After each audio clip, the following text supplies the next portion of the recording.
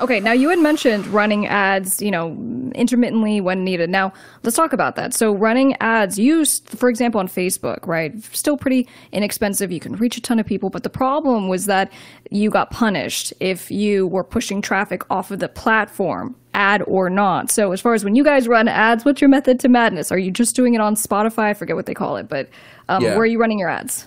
Facebook and Instagram through the Facebook ad manager is still our #1 platform for running ads. And you're getting conversions? You're getting people to actually come? We're getting enough traffic and enough traffic when we're sending people to Spotify that it's worth it. We are also selective on what placements within the ad product we place. So it's like we turn off, the right-hand little sidebar thing. Like we found that placement didn't really seem to work. But in the news feed, there's a whole list of like 20 different places that your ads can show up, and we narrow those down to 5 or 6, and we only let our ads run in places that we feel are going to be effective. Because I think that the ones where they're pre-rolls, right, so they interrupt the viewer's experience, those usually aren't received so well. We turn those off. Yeah.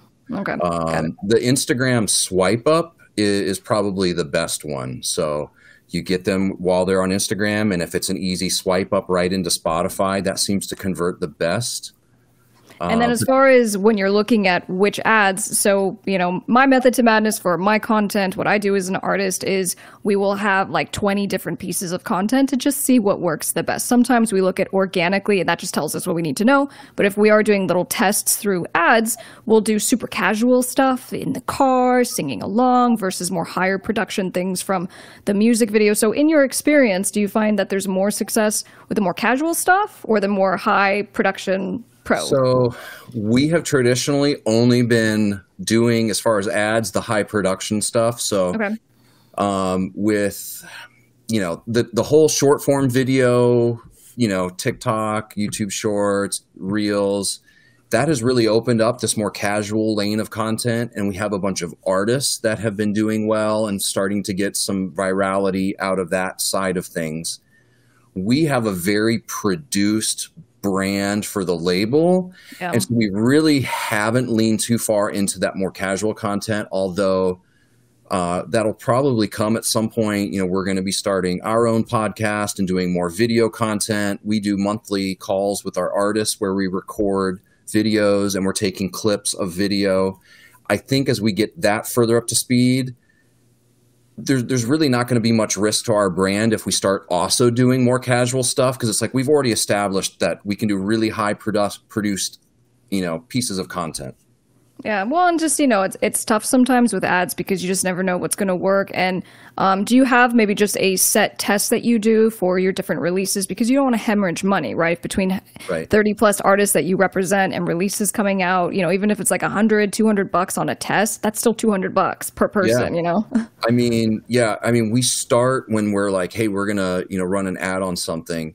We usually start with $25, $50. We start pretty conservative. And sometimes it's like, just within that spend, you can tell, like, is this doing anything? If not, you either let the 25 or the 50 spend and that's it. Or sometimes it's even like, man, we got $20 into this $50 spend. We're just going to kill it because we're going to waste the other 30. So back to sustainability and doing a 50-50 profit split with artists. We really care about preserving margin and that there is profit left. So there's no sense in wasting money just for the sake of spending money. We might set a marketing budget. We start out running something. If it's not working, let's turn it off and give the artist an extra payout because we had some profit there or something. So we think a little bit differently than a lot of artists that come to us from other labels, or when we talk with other labels. A lot of other labels spend a lot more money than we do. And we're a lot smaller than those labels, but then you go look at our artists and our performance is on par with a lot of those. So, we think there could be a better way.